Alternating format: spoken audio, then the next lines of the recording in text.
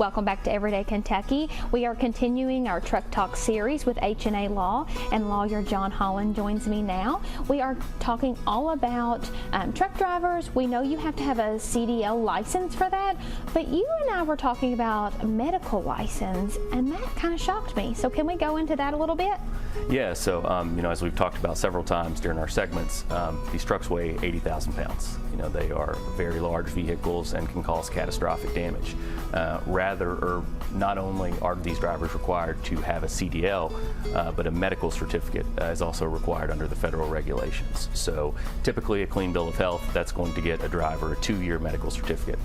When there are health issues that have to be closely monitored, it might be 1 year, 6 months, 3 months, or it might be denied outright.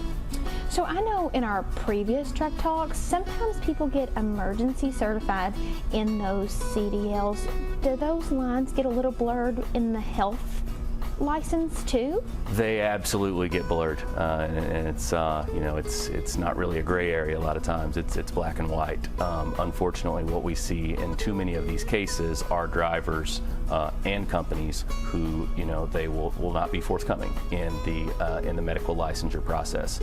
So when we look at these cases, we review these cases, trying to figure out exactly what happened. Something that we see all too often are drivers who absolutely were not medical qualified or were not forthcoming when they received their medical qualification.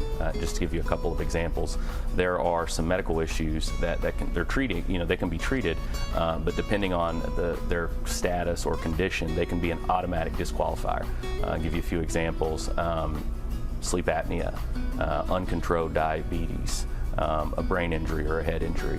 It's just so important and critical for the public safety that drivers who are entrusted to drive these vehicles, these large, 80,000 pound vehicles, are medically qualified to do so to keep our roadways safe.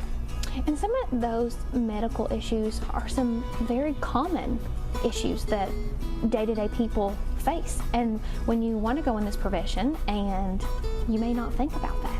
Yeah, and again, as I've said this before on here, but we represent a lot of truck drivers in our office as well. It is a hard job. They're away from their families. They're in the truck for 14 hours in a day. It is a difficult job.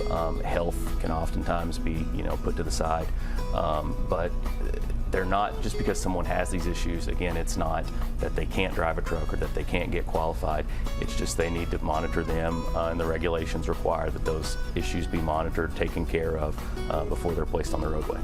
Now, if someone's watching the segment now and needs to get in contact with you or your law firm, how do they do so? Yeah, so we have our phone number here at the bottom of the screen.